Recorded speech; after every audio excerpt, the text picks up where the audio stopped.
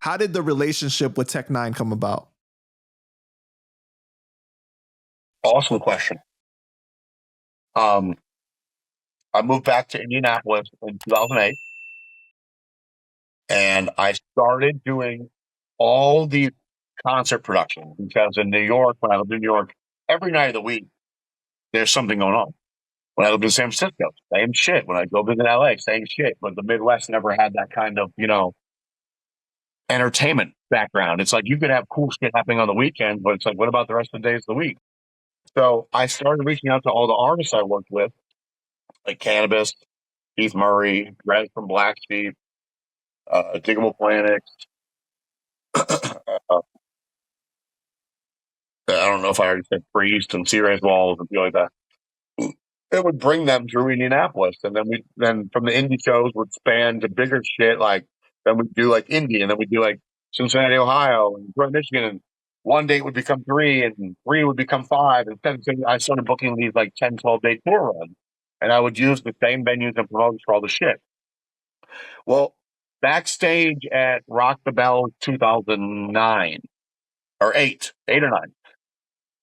This is when I also asked MC Supernatural for his blessing for me to break the Guinness World Record, and I write about the book. He gave me the blessing, but probably thought like, okay, white guy, sure, like, you have my blessing. Oh, good luck.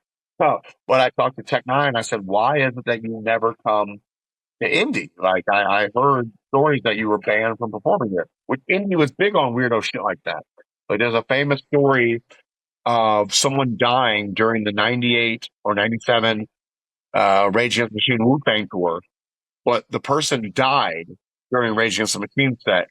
But because Method Man tried to incite a riot earlier in the night, they blamed Wu-Tang. And Wu-Tang was banned from playing in Indy for like 20 years. Wow. Tech said, that's not true. I'm not banned. No promoters have the balls to bring it. And then here's a medium like in 08, 09. So, I got the balls, Tech N9ne. Hey, yeah. Baby, I don't fuck with you, man. Take my fucking word for it. That's probably how I talk. And then it happened. I produced every Tech N9ne concert in Indiana and surrounding states for till 2017. So 8 years. Then when I moved to LA in 2012, 2013 and started working more and more closely with RBC, that's when RBC was also the infrastructure for Strange Music. So now I'm already in with Tech. I'm the one that's making them hundreds of thousands of dollars for these shows. And so me coming over to get the opportunity to work on some of the records was a no-brainer. Wow. That's a funny story about Ritz, though. Ritz is playing in Toledo. I live in LA at the time. I went on a business trip with the former VP at RBC. And he's playing me the Ritz album, what the fuck's it called? It had In My Zone on it. You know what album I'm talking about? No. Okay. Well, it's the one that has the famous song in My Zone with Mike Posner and B.O.B. and shit. Then Ritz, so the album's not out yet. Ritz is doing a show in Toledo. And I figures he knows who I am. Like, I've produced myself several Ritz concerts and Yellow Wolf concerts in Indy prior to this. And I'm telling Ritz, hey, I heard your new album last week.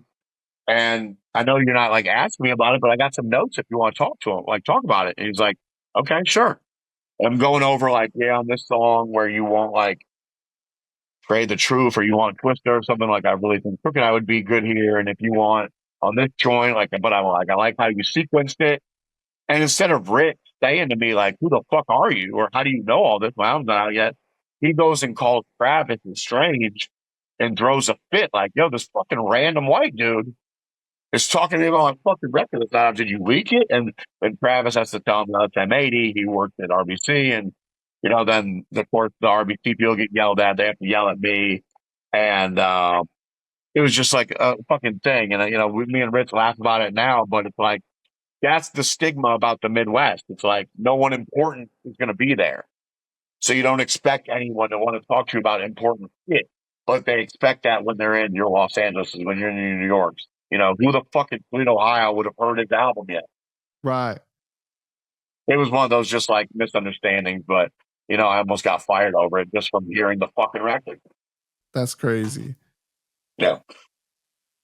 So you've been to the Strange Music like headquarters and everything? I have. I hear it's just amazing what the amount of merch that they have.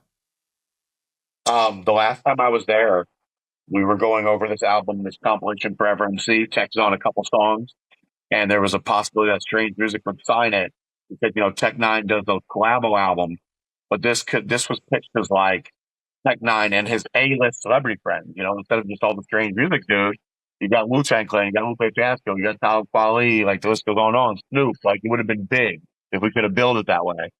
And I remember when I was leaving, I was like, "What are you about to do?" And Tech's like, "We were going to have this conference call with Nicki Minaj, try to get her on a record," and it never happened. But they ended up getting, you know, it was like Snow the product, and then Snow got this like affinity for one another and do all these records. I'm personally not a Snow the product fan. Why not? Yeah, but no, she stole money from C-Mob. C-Mob did the album with Corrupt, and C-Mob's very close to Tech N9ne. And instead of just like, again, this is accountability. Instead of just taking accountability for it, said that it was her ex-girlfriend that was running her Instagram, and she was just stealing money from people, stating that she was collecting money for Snow features. And Snow's like, "I don't even do features." And she never gave C-Mob the money back. And I just don't respect bad business like that, dude. That's crazy, man. Yeah. So I don't give a fuck if you're the illest MC of all time. Like, if you're bad business, chances are you're a bad person. You have bad fucking roots, and go be a fucking dude.